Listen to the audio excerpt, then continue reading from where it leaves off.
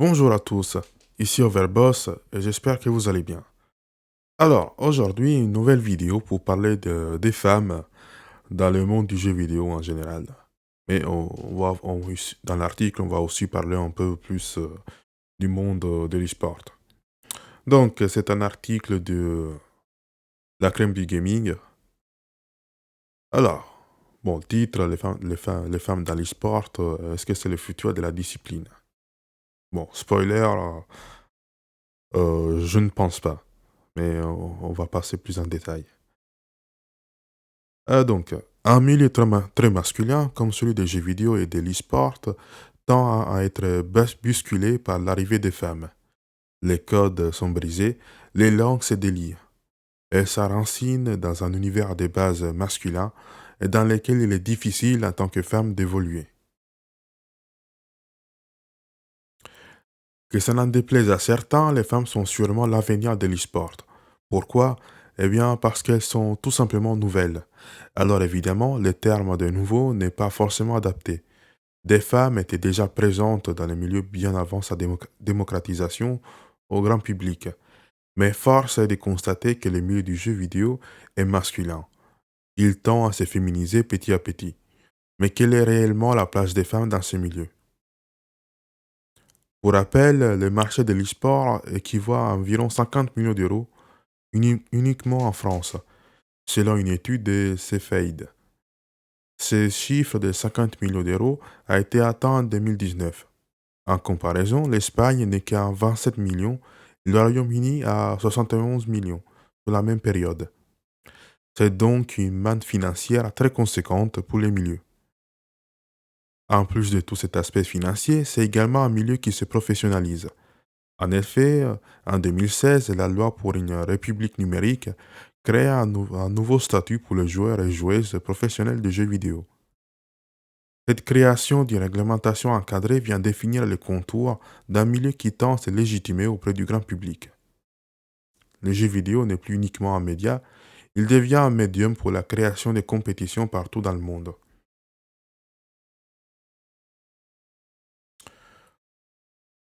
Euh, bon, pour l'instant, je n'ai pas grand-chose à dire, donc on continue. Dernièrement, le président Emmanuel Macron a reçu les acteurs de l'e-sport français, marquant une étape de plus dans la légitimation de la reconnaissance de ces milieux. Mais une reconnaissance complète nécessite une inclusion totale, et les femmes parviennent de plus en plus à s'intégrer à ces milieux.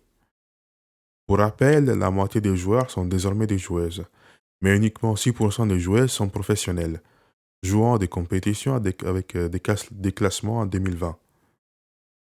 Ce baromètre fait par France et Sport démontre qu'il y a encore beaucoup à faire au niveau de l'inclusivité et de la diversité. Toutefois, il existe déjà des modèles qui sont pertinents à être présentés. Bon, ici, je vais poser une question. Je ne sais pas vous, mais euh, bon, on va commencer dès le début. Le jeu vidéo s'est créé, comment dire, si ma mémoire est bonne, le jeu vidéo a commencé à naître aux États-Unis ou au Japon. C'est l'un des deux, je me souviens plus lequel. Je pense que c'était le Japon avec leur salle d'arcade, mais c'est pas impossible que ce soit les États-Unis. Donc, ma question est, à quel moment on a cherché à faire. Je veux dire, à la base, le jeu vidéo, on le fait parce qu'on en a envie. Je veux dire, t'as jamais eu quelqu'un à ta porte qui t'a dit, ouais, viens faire, je sais pas, de la natation, viens faire, je sais plus quoi. Et là, la phrase au niveau d'inclusivité et de diversité, il y a encore à faire. Je me pose la question, à quel moment le jeu vidéo est devenu quelque chose que tout le monde devait faire? Je veux dire, à quel moment, parce que, bon, d'accord, je ne me suis pas renseigné plus que ça dans de l'histoire, mais qui est dans ma mémoire, que j'ai lu, bon, enfin, les articles que j'ai pu lire à droite à gauche et quelques vidéos que j'ai pu voir. Les jeux vidéo n'étaient pas à la base pour les hommes, enfin pour les hommes, pour les garçons, mais c'était un terrain neutre. Parce qu'à un certain moment, bah, il y a commencé à avoir quelques jeux, ça montait, et à un moment, il y a eu une crise. et ensuite ils se sont aper les développeurs se sont aperçus que ceux qui consommaient le plus de jeux vidéo, c'était, les hommes, les garçons, donc jeunes, adultes, bon, peu importe. Et donc ils se sont dirigés vers ce public-là et c'est plus, bon, je suppose que c'est grâce à cette, évolution marketing que le jeu vidéo a pu évoluer comme il a fait aujourd'hui. Parce que, dans les années 60-70, je pense pas qu'il y avait beaucoup de femmes qui jouaient. Et on connaît tous l'image du geek, du jeune garçon geek, qui reste dans sa chambre et généralement cette étiquette n'est jamais collée, n'avait jamais été collée aux femmes, hein, d'ailleurs aujourd'hui aussi on peut il y a vous entendrez peu de personnes parler de la jeune geek, il y a aussi on parle plus de la jeune, comment dire? La collectionneuse. Enfin, même ça, j'ai pas beaucoup entendu. Mais bref, la l'image de la féminine dans le jeu vidéo est très peu, stigmatisée. Et là, je suis pas très sûr de comprendre quelle est la démarche. Pourquoi y a-t-il cette volonté de faire en sorte que la femme s'intègre autant dans le monde du jeu vidéo? Je ne dis pas que c'est mal, je ne dis pas que c'est bien, mais je veux dire, pour une fois, c'est une question de choix. Si les hommes, aiment beaucoup plus les jeux vidéo et que les femmes y sont beaucoup moins, je ne vois pas le problème.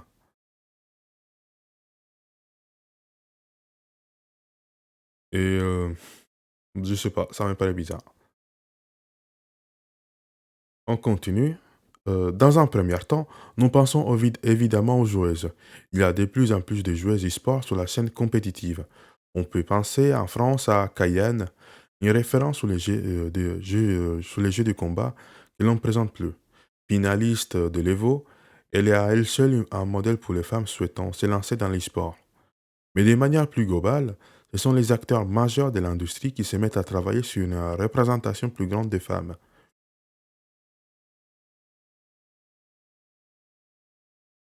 Encore une fois, bon, aujourd'hui, c'est vrai que l'e-sport, moi personnellement, je consomme pas parce que ça me saoule un petit peu.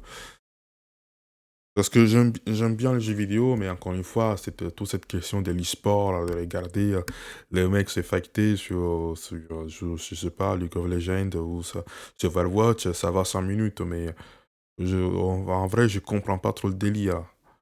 Bon, après, on peut dire que c'est plus ou moins la même chose que ceux qui ont des matchs de foot ou les matchs d'hockey. Ça, à la limite, je peux le comprendre. Mais je sais pas, bon, après, je suis pas non plus qu'Alliance Sport, donc peut-être que c'est ça aussi. Ça veut pas dire que j'en ai jamais regardé, mais tu fais ça une fois ou deux dans ta vie. Je veux dire, quel est l'intérêt au final de regarder, je sais pas combien de matchs, que ce soit du foot ou du jeu vidéo au final. Voilà quoi. Du coup, Riot Games a annoncé la création d'une ligue féminine sur League of Legends très récemment. Le jeu a une telle scène compétitive qu'il semblait on ne peut plus logique de créer une ligue 100% féminine. Mais le studio n'en est pas à son coup d'essai. Une ligue existait déjà sur Valorant. On a pu la voir, on a pu voir la création du roster de J2 Esports sur le FPS. Dans le même temps, c'est Astralis qui a également lancé un roster féminin sur l'FPS de Valve, CSGO. Ah oui, du coup, ouais, du coup, ils ont créé une ligue féminine comme il y a la NBA, l'équipe de basket aux États-Unis, et il y a la WNBA, ou c'est la WBA, non, c'est la WNBA. Bon, je sais plus, mais en gros, c'est l'équipe basket féminine. D'ailleurs, ils ont eu une histoire avec une joueuse qui s'est fait attraper, qui a été trouvée en Russie qui a essayé de voyager depuis la Russie pour aller je sais plus où, et ils ont trouvé de la drogue. Dans ses valises. D'ailleurs, je vous invite à suivre l'histoire parce que c'est assez marrant comment elle s'est terminée. Mais bon, que ce soit le personnage ou comment elle a pu sortir de de Russie, de la prison russe. Du coup, encore une fois, du coup, est-ce que ça va se terminer avec la même histoire avec la WNBA qui, faut savoir qu'aujourd'hui, la WNBA gagne moins d'argent que la NBA. Et ce qui se passe, c'est qu'aujourd'hui, les joueurs, la NBA finance, enfin, elle donne oui, elle remplit, faut dire, faire simplement, elle donne de l'argent à la WNBA pour un petit peu compenser les ventes. Bon, je vous apprends rien en disant que tous les joueurs sont plus ou moins payés en fonction de ce qu'ils rapportent, de leur visibilité, d'à quel point ils sont, de leur talent et tout le reste. La WNBA, c'était pareil au début, sauf que comme il n'y a pas tant de consommateurs qui regardent la WNBA, bah, ils gagnent beaucoup moins. Donc, les joueurs masculins ont commencé à partager un peu leur salaire, et qui a augmenté sur les femmes. Sauf que maintenant, bah, c'est pas suffisant. Ils pensent que, parce qu'il y a eu cette espèce de partage, et il y a une espèce de voix qui s'élève de la part des joueuses féminines, disant qu'ils devraient être payés le plus, aussi autant que, je sais pas, des joueurs comme LeBron James. Euh, Bah, sur le plan monétaire, bah, il y a beaucoup moins de spectateurs qui viennent les voir, qui viennent voir les joueuses féminines que les masculins. Et pourtant, j'ai vu quelques vidéos qui montrent à quel point la NBA essaie d'être bienveillante avec les joueuses féminines. Ils viennent les supporter pour les matchs de sport, pour leurs matchs. Il y a aussi cette question d'argent. Ils essaient aussi de les mettre en avant, mais encore une fois, l'histoire de l'offre et la demande. Donc, si les spectateurs n'en veulent pas, n'en veulent pas. Donc, mais il y a toujours cette histoire de pleurniche que ils devraient être payés autant que les hommes et que c'est pas normal et tout le reste. Ce qui est dommage. Du coup, est-ce que la Ligue féminine des League of Legends va être la même chose dans ces cas-là? Écoute, on le saura bien assez tôt.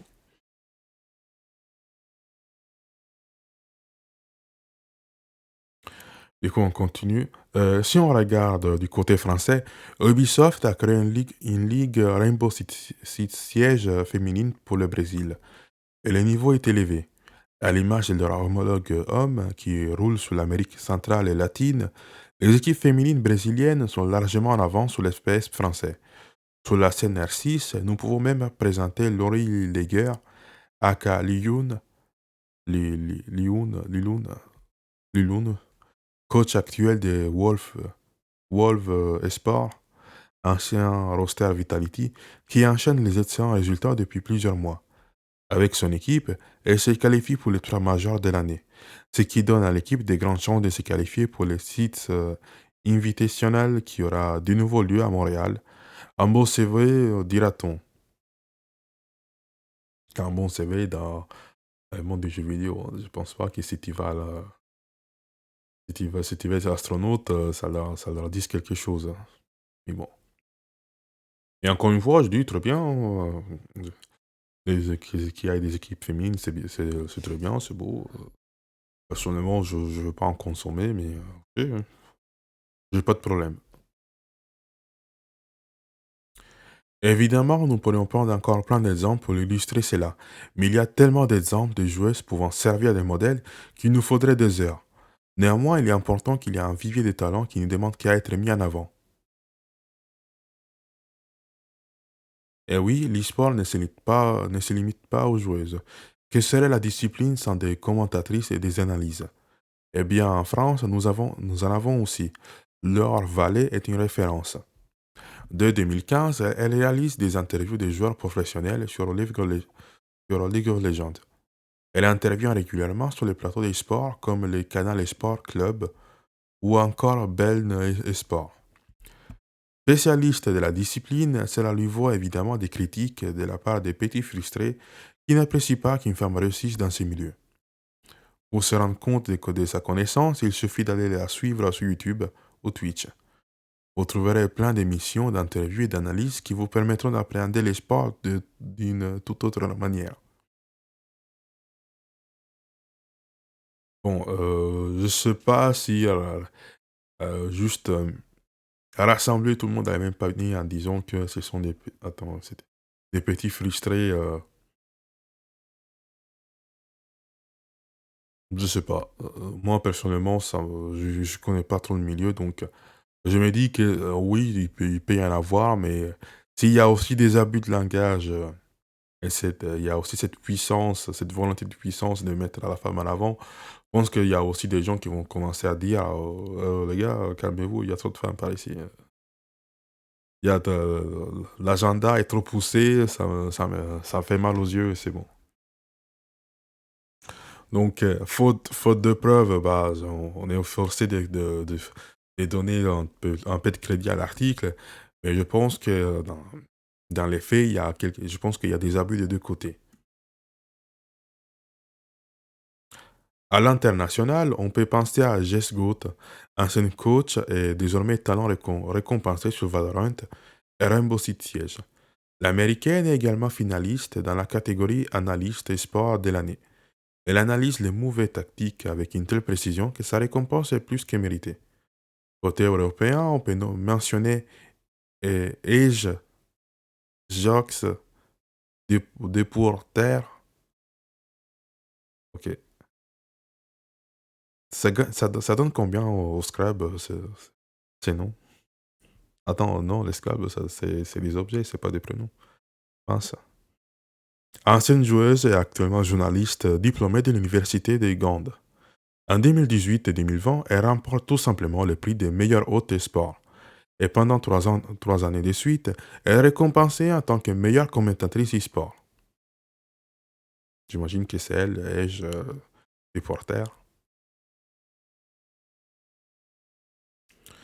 Comme on le voit, même au niveau des médias et des spécialistes, les femmes regorgent de talents.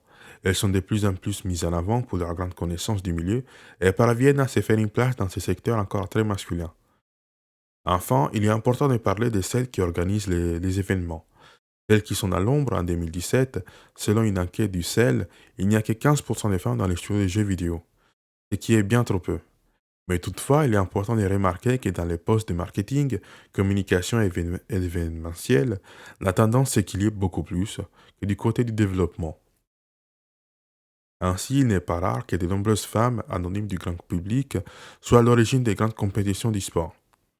Elles ne sont pas mises en avant car elles travaillent dans l'ombre et c'est là il faut en avoir conscience. Oui, bon, d'accord. Encore une fois, l'argument bidon de il y a des femmes qui travaillent dans l'ombre et il faut en avoir conscience. Oui, bon, d'accord. Ça, c'est bizarre. Il y avait des hommes aussi qui font des jeux vidéo et qui travaillent dans l'ombre. Je sais pas combien, parmi vous, combien de personnes lisent les noms après à la fin du jeu. Je sais pas comment on le dit, les scènes de crédit ou je sais plus quoi. Mais bon, bref, vous voyez ce que je veux dire. Lorsqu'il y a les noms de développeurs qui s'affichent, je sais pas combien de vous les ont lus, mais moi, personnellement, ça m'arrive jamais. Généralement, je mémorise la boîte et puis c'est tout, mais que ce soit pour les films ou toute autre chose. Donc, qu'on me dise, oui, il y a des femmes qui travaillent dans l'ombre, ok, je vais bien, mais la majorité, ce sont des hommes. Pourquoi eux, on n'en parle pas? Et ensuite, bon, d'accord, aussi, il y a des femmes qui regorgent de talent. On n'a jamais dit le contraire. Mais encore une fois, il y a, déjà pour commencer, on a moins de femmes dans le développement qui revient à la vidéo qu'on a fait il y a quelques jours, on a une vidéo que j'ai déjà postée, disons que, bon, euh, pourquoi les femmes sont moins présentes dans le développement? Parce que ça les intéresse moins. Alors que dans le marketing, ça, oui, il y en a, voilà.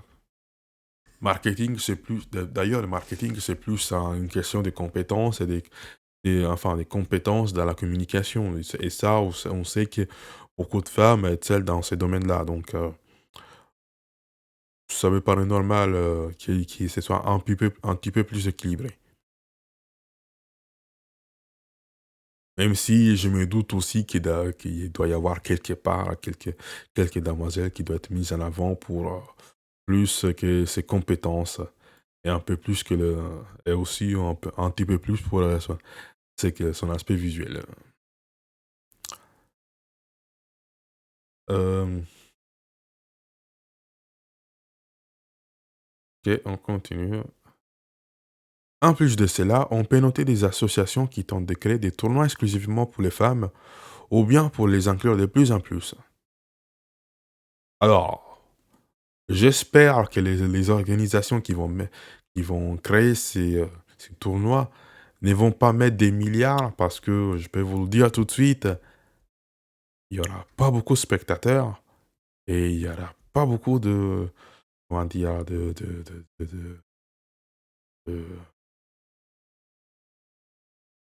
beaucoup de joueuses.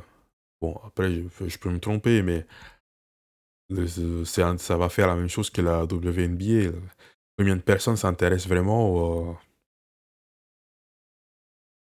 à regarder des femmes jouer? Non pas qu'elles soient mauvaises, loin de là, mais c'est vraiment le discours du est-ce que tu as envie de regarder des femmes jouer? Déjà, des hommes, c'est limite, regarder des femmes, au final, c'est la même chose, mais rien, plus ennuyeux. Déjà, les gens, le fait qu'on te dise: «Veux-tu regarder un tournoi, exclusivement féminin?» Si si c'est du beach volley, comment il s'appelle? Comment ça se traduit, le je sais pas comment ça se traduit, mais en gros, c'est, jouer à la balle à la plage, le beach volley, je me souviens plus. Je j'ai pas la traduction là tout de suite, mais, alors ça oui, si je dois regarder un espèce un tournoi d'équitation féminin, bon peut-être. Regarder des femmes jouer aux jeux vidéo, c'est pas j'ai autre chose à faire aussi, Qu'est-ce que, je veux regarder quoi? Je veux regarder leurs moves, sur leur clavier, y a rien d'intéressant.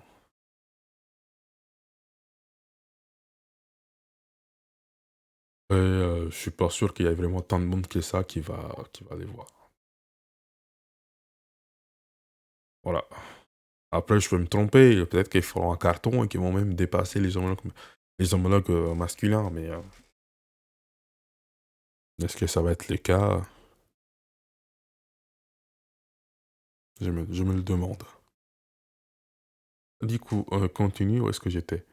Heu, des associations comme Afro Gameuse tentent, quant à elles, de développer l'inclusion des femmes d'origine africaine dans le milieu du jeu vidéo et de l'e-sport. Toutes ces petites pierres participent à créer un édifice visant à promouvoir la place légitime des femmes dans le milieu de l'e-sport. Et pour ça, on ne peut que les applaudir. Alors,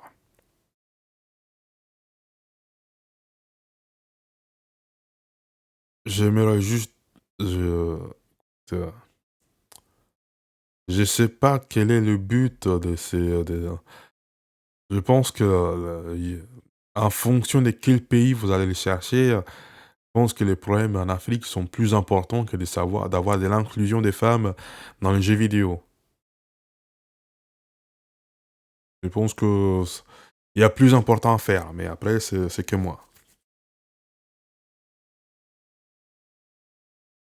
Malheureusement, les problèmes de sexisme et de discrimination sont encore nombreux.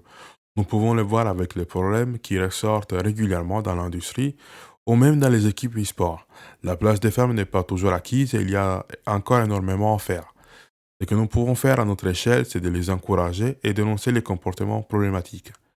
Elles sont le futur de la discipline et on a qu'une hâte, c'est de voir des tournois aussi gros que ceux des hommes, pour notre plus grand plaisir des passionnés. Encore une fois, bah oui, je suis d'accord que de la discrimination, du sexisme sont présents, mais encore une fois, ça va dans les deux sens. C'est-à-dire que oui, il y a des personnes qui pensent que les femmes, ça doit pas être dans les jeux vidéo, mais il y a aussi le fait que tu as une telle mise en avant de la femme dedans, qu'à un certain moment, même ceux qui, à la base, n'auraient rien à dire à ce sujet, bah, qui s'en moquent, bah, ça commence à les agacer aussi. Et donc, Ça les fait rentrer, ils les font rentrer automatiquement dans la classe du sexisme et de la discrimination. D'ailleurs, sexisme et discrimination, parlons-en, qu'est-ce que ça veut dire? À quel moment on va classer sexisme? Parce que pour ceux qui ont joué à des jeux des jeux multiplayer, bah, multijoueurs, oui, euh, vous avez toujours à un certain moment, voilà, presque tout le temps, ces joueurs qui vous insultent parce qu'ils ne savez pas jouer, parce qu'il se fait tuer et qu'ils disent que c'est à cause de vous. Et donc, bon, ces joueurs-là, ça existera toujours. Et après, si vous êtes une femme, bah, encore une fois, ça change pas grand-chose, il va juste changer d'insulte.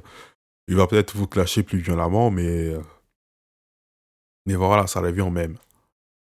Au final, c'est pas du sexisme, c'est surtout que il aurait le même comportement, peu importe qui il aurait en face. Donc, je sais pas, le sexisme, ça commence à devenir tellement vague qu'à un certain moment, ils vont tout mettre dedans et ça veut plus rien dire. Qu'est-ce que ça veut dire? C'est-à-dire que demain, si un homme refuse de jouer avec une femme, à je sais pas quel jeu, à Call of, bah, ça devient de la discrimination. On peut aller loin dans cette histoire. C'est pour ça que plus ils vont essayer de pousser l'agenda et plus les mecs ils vont commencer à se dire non, non, c'est bon, laissez-nous tranquilles. Et de plus en plus, ils vont les classer dans la discrimination.